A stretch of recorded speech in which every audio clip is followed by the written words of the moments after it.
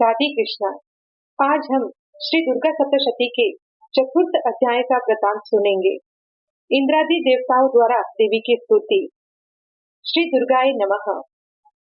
सिद्धि की इच्छा रखने वाले पुरुष जिनकी सेवा करते हैं तथा देवता जिन्हें सब ओर से घेरे रहते हैं, उन जया नाम वाली दुर्गा देवी का ध्यान करें।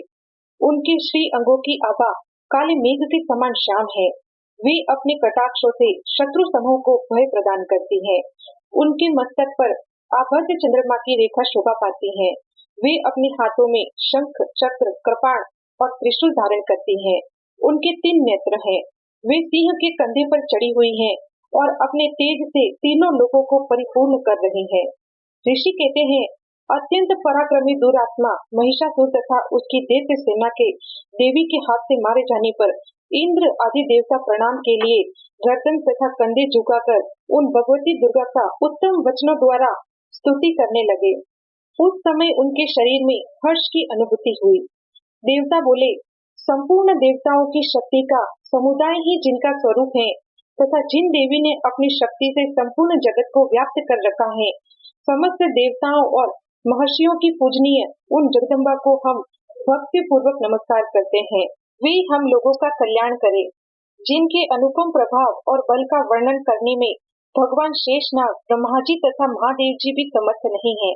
वे भगवती चंडी का संपूर्ण जगत का पालन एवं अशुभ भय का नाश करने का विचार करे। जो पुण्य आत्माओं के घरों में स्वयं ही लक्ष्मी रूप से, पापियों के यहाँ दरिद्रता रूप से, शुद्ध अंतःकरण वाले पुरुषों के हृदय में बुद्धि रूप से, सत्पुरुषों में श्रद्धा रूप से तथा कुलीन मनुष्य में लज्जा रूप से निवास करती हैं, उन आप भगवती दुर्गा को हम नमस्कार करते हैं। देवी, आप संपूर्ण विश्व का पालन कीजिए। देवी, आपके इस अचिंत्य रूप का, असुरों का नाश करने वाले भारी पराक्रम का तथा समस्त देवताओं और दैत्यों के समक्ष युद्ध में प्रकट किए हुए आपके अद्भुत चरित्रों का हम किस प्रकार वर्णन करें। आप संपूर्ण जगत की उत्पत्ति में कारण हैं। आप में सत्व गुण, रजोगुण और तमोगुण, ये तीनों गुण मौजूद हैं, तो भी दोषों के साथ आपका संसर्ग नहीं जान पड़ता। भगवान विष्णु और महादेव जी आदि देवता भी आपका पार नहीं पाते। आप ही सबका आश्रय हैं। यह समस्त जगत आपका अंशभूत है, क्योंकि आप सबकी आदिभूत अव्याकृता परा प्रकृति है।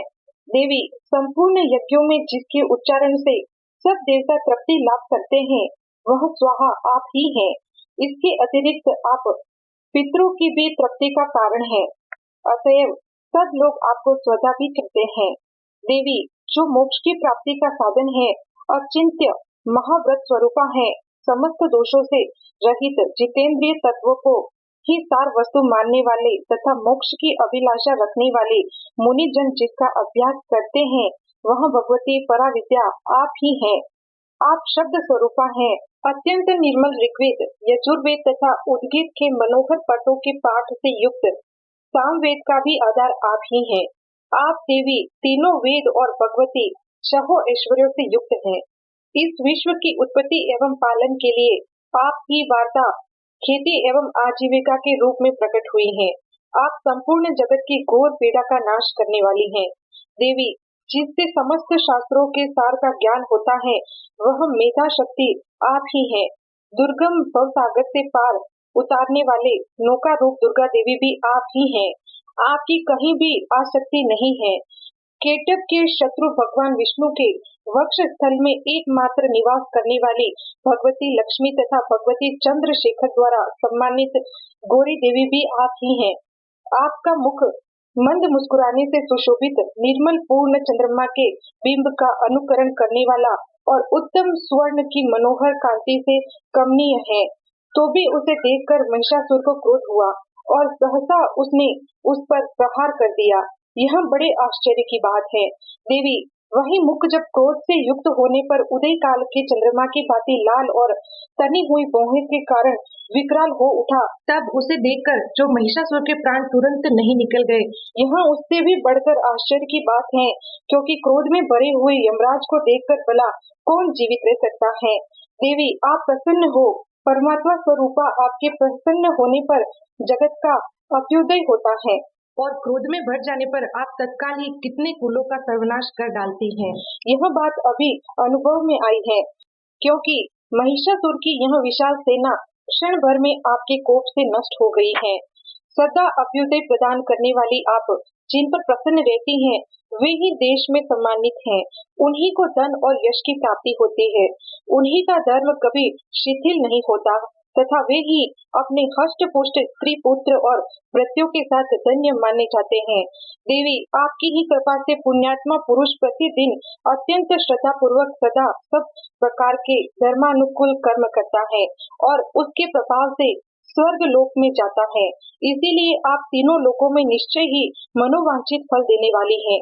माँ दुर्गे, आप स्मरण करने पर सब प्राणियों का भय हर लेती हैं और स्वस्थ पुरुष द्वारा चिंतन करने पर उन्हें परम कल्याणमय बुद्धि प्रदान करती हैं। दुख, दरिद्रता और भय हरने वाली देवी, आपके सिवा दूसरी कौन है जिसका चित्त सबका उपकार करने के लिए सदा ही दयाद्र रहता हो। देवी, इन राक्षसों के मारने से संसार को सुख मिले तथा ये राक्षस चिरकाल तक नरक में रहने के लिए भले ही पाप करते रहे हो, इस समय संग्राम में मृत्यु को प्राप्त होकर स्वर्ग लोक में जाए, निश्चय ही यही सोचकर आप शत्रुओं का वध करती हैं। आप शत्रुओं पर शस्त्रों का प्रहार क्यों करती हैं? समस्त असुरों को दृष्टिपात मात्र से ही भस्म क्यों नहीं कर देती? इसमें एक रहस्य है। ये शत्रु भी हमारे शस्त्रों से पवित्र होकर उत्तम लोकों में जाए, इस प्रकार उनके प्रति भी आपका विचार अत्यंत उत्तम रहता है। खड्ग के तेज पुंज की भयंकर दीप्ति से तथा आपके त्रिशूल के अग्रभाग के घनीभूत प्रभा से चौंधियाकर जो असुरों की आंखें फूट नहीं गई, उसमें कारण यही था कि वे मनोहर रश्मियों से युक्त चंद्रमा के समान आनंद प्रदान करने वाले आपके इस सुंदर मुख का दर्शन करते थे। देवी, आपका शील दुराचारियों के बुरे बर्ताव को दूर करने वाला है। साथ ही यह रूप ऐसा है जो कभी चिंतन में भी नहीं आ सकता और जिसकी कभी दूसरों से तुलना भी नहीं हो सकती, तथा आपका बल और पराक्रम तो उन दैत्यों का भी नाश करने वाला है जो कभी देवताओं के पराक्रमों को भी नष्ट कर चुके थे। इस प्रकार आपने शत्रुओं पर भी अपनी दया ही प्रकट की है। वरदायिनी देवी, आपके इस पराक्रम की किसके साथ तुलना हो सकती है तथा शत्रुओं को भय देने वाला एवं अत्यंत मनोहर ऐसा रूप भी आपके सिवा और कहाँ है। हृदय में कृपा और युद्ध में निष्ठुरता, ये दोनों बातें तीनों लोगों के भीतर केवल आप में ही देखी गई हैं। मातः, आपने शत्रुओं का नाश करके इस समस्त त्रिलोकी की रक्षा की है। उन शत्रुओं को भी युद्ध भूमि में मारकर स्वर्ग लोक में पहुंचाया है तथा उन्मत्त दैत्यों से प्राप्त होने वाले हम लोगों के भय को भी दूर कर दिया है। आपको हमारा नमस्कार है। देवी, आप शूल से हमारी रक्षा करे। अंबिके, आप खड्ग से हमारी रक्षा करे तथा घंटा की ध्वनि और धनुष की टंकार से भी हम लोगों की रक्षा करे। चंडिके, पूर्व, पश्चिम और दक्षिण दिशा में आप हमारी रक्षा करे तथा ईश्वरी, अपने त्रिशूल को घुमाकर आप उत्तर दिशा में भी हमारी रक्षा करे। तीनों लोकों में आपके जो परम सुंदर एवं अत्यंत भयंकर रूप विचरते रहते हैं, उनके द्वारा भी आप हमारी तथा इस भूलोक की रक्षा करें। अंबिके, आपके कर पल्लवों में शोभा पाने वाले खड्ग, शूल और गदा आदि जो जो अस्त्र हो, उन सबके द्वारा आप सब ओर से हम लोगों की रक्षा करें। ऋषि कहते हैं, इस प्रकार जब देवताओं ने जगन माता दुर्गा की स्तुति की और नंदन वन के दिव्य पुष्पों एवं गंध, चंदन आदि के द्वारा उनका पूजन किया, फिर सबने मिलकर जब भक्ति पूर्वक दिव्य धूपों की सुगंध निवेदन की, तब देवी ने प्रसन्न वदन होकर प्रणाम करते हुए सब देवताओं से कहा। देवी बोली, देवताओं, तुम सब लोग मुझसे जिस वस्तु की अभिलाषा रखते हो उसे मांगो। देवता बोले, भगवती ने हमारी सब इच्छा पूर्ण कर दी, अब कुछ भी बाकी नहीं है, क्योंकि हमारा यह शत्रु महिषासुर मारा गया। महेश्वरी, इतने पर भी यदि आप हमें और वर देना चाहती हैं, तो हम जब जब आपका स्मरण करें, तब तब आप दर्शन देकर हम लोगों के महान संकट दूर कर दिया करें तथा प्रसन्न मुखी अंबिके, जो मनुष्य इन स्त्रोतों द्वारा आपकी स्तुति करे, उसे वित्त, समृद्धि और वैभव देने के साथ ही उसकी धन और स्त्री आदि संपत्ति को भी बढ़ाने के लिए आप सदा हम पर प्रसन्न रहे। ऋषि कहते हैं, राजन, देवताओं ने जब अपने तथा जगत के कल्याण के लिए भद्रकाली देवी को इस प्रकार प्रसन्न किया, तब वे तथास्तु कहकर वही अंतर्ध्यान हो गई। भोपाल इस प्रकार पूर्व काल में तीनों लोगों का हित चाहने वाली देवी जिस प्रकार देवताओं के शरीर से प्रकट हुई थी, वह सब कथा मैंने कह सुनाई। अब पुनः देवताओं का उपकार करने वाली वे देवी दुष्ट दैत्यों तथा शुंभ निशुंभ का वध करने एवं सब लोगों की रक्षा करने के लिए गौरी देवी के शरीर से जिस प्रकार प्रकट हुई थी, वह सब प्रसंग मेरे मुख से सुनो। मैं उसका तुमसे यथावत वर्णन करता हूँ। इस प्रकार श्री मार्कंडेय पुराण में सावर्णिक मनवंतर की कथा के अंतर्गत देवी महात्म्य में शक्रादि स्तुति नामक चौथा अध्याय माता जी के चरणों में अर्पण।